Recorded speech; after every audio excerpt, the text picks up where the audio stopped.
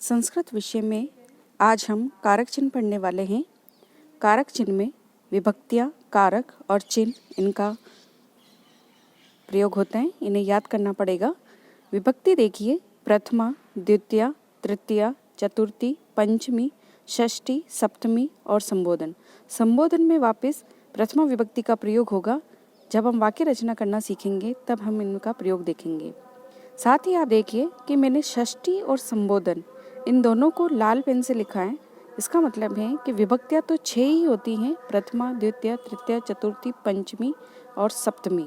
जो षष्ठी और संबोधन है इनको विभक्तियों में गणना इनकी नहीं की जाती है, लेकिन कारक चिन्ह में इनका प्रयोग है। तो अब हम इन्हें याद करेंगे। सबसे पहले देखिए कारक चिन्ह में प्रथमा विभक्ति कर्ता कारक, इसका चिन्ह है ने। जो कर्ता होता है, कार्य को करने वाला होता है, उसे कर्ता कहते हैं। तो उस कर्ता का कारक चिन्ह दे रखा है ने। अगर वाक्य में न लिखा है किसी नाम के आगे, जैसे राम ने, तो हमें उसमें प्रथमा विभक्ति का प्रयोग करना है। द्वितीय में है कर्म को, तृतीया करण से के द्वारा, साथ जुड़ा हुआ कि से और के द्वारा, ये दो शब्द अलग अलग लिखे हुए हैं क्योंकि से पंचमी में भी आ रहा है, लेकिन यहाँ पर है अलग होने के योग में। कैसे होगा जो हम अभी आगे सीखेंगे। चतुर्थी विभक्ति संप्रदान को के लिए, पंचमी अपादान से अलग होने के योग में।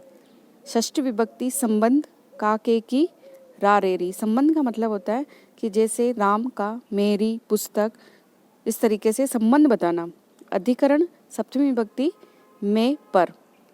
संबोधन हे भो अरे। तो आप इनको इस तरीके से याद करेंगे। कर्ता ने, कर्म को करण से के द्वारा, संप्रदान को के लिए, अपादान से अलग होना, संबंध का के की रा रे री, अधिकरण में पर, संबोधन हे भो अरे। देखिए इनका वाक्य प्रयोग देखेंगे हम। प्रथमा विभक्ति देखिए, कारक चिन्ह मैंने बताया था आपको न। राम ने, रमा ने, अगर ऐसे वाक्य में न किसी नाम के आगे जुड़ा हुआ हो तो अर्थात हम यहाँ क्या करेंगे कि जो राम शब्द है उसमें हम प्रथमा विभक्ति प्रयोग करेंगे। द्वितीय देखो, गांव को गया, पुस्तक को पढ़ी। यहाँ पर कारक चिन्ह आ रहा है को, कि गांव को गया, पुस्तक को पढ़ी। तो इसमें हम द्वितीय विभक्ति का प्रयोग करेंगे अगर इस तरीके से वाक्य में लिखा हुआ आएगा तो। तृतीय देखिए, गेंद के द्वारा या गेंद से खेलता है। तो ये जुड़ा हुआ है, मैंने बताया था तृतीय विभक्ति में जुड़ा हुआ भाग आएगा।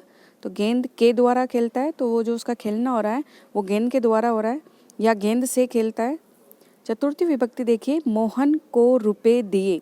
एक को इसमें भी है और एक द्वितीय में भी है। दोनों में फ़र्क क्या है ये आपको याद रखना है कि जब देना, ये दा धातु होती है कि देना अगर शब्द होगा, किसी को दान दिया जाता है, तो वहाँ पर जो को है, तो जिस पद के आगे लगा है, जैसे मोहन के आगे को लगा है, तो उस मोहन शब्द में हमें चतुर्थी विभक्ति का प्रयोग करना है। या राम के लिए, कि राम के लिए वस्त्र दिए, राम के लिए पुस्तकें दी, तो देना जो शब्द आ रहा है तो उसमें हम चतुर्थी विभक्ति का प्रयोग करेंगे। पंचमी देखिए, पेड़ से पत्ते गिरते हैं, वे घोड़े से गिर पड़ा। अभी मैंने थोड़ी देर पहले बताया था कि तृतीया और पंचमी दोनों में से का प्रयोग है, लेकिन क्योंकि तृतीया में जुड़ा हुआ है कि गेंद से खेलता है, और यहाँ पर पंचमी में अलग होना कि पेड़ से पत्ते अलग हो रहे हैं, इसलिए हम पंचमी विभक्ति का प्रयोग करेंगे। वे घोड़े से गिर पड़ा, तो इसमें भी घोड़े से वह जो व्यक्ति है, जो भी इंसान है, वो अलग हो रहा है, इसलिए हम यह विभक्ति का प्रयोग करेंगे पंचमी का। षष्ठी देखो, राम के पिता दशरथ हैं। यह संबंध हो रहा है कि राम के पिता दशरथ हैं, तो राम शब्द है, इसमें हम षष्ठी विभक्ति का प्रयोग करेंगे। यह मेरी पुस्तक है।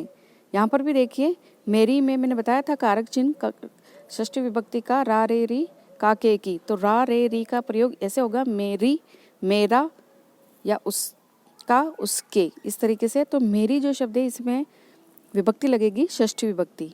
सप्तमी देखिए, पेड़ पर पक्षी बैठा है।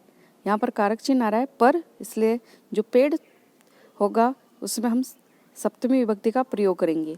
और संबोधन का प्रयोग होगा, हे राम, अरे इधर आओ। इस तरह के वाक्यों में संबोधन का प्रयोग किया जाता है। आप कारक चिन्ह को जो ये सारणी है इसे अच्छे से याद करिए। विभक्तियाँ उंगलियों पर याद कीजिएगा कि कर्ता ने प्रथमा 1 उंगली उठाइएगा, कर्म को द्वितीया 2 उंगली, इस तरीके से इनको याद कीजिए।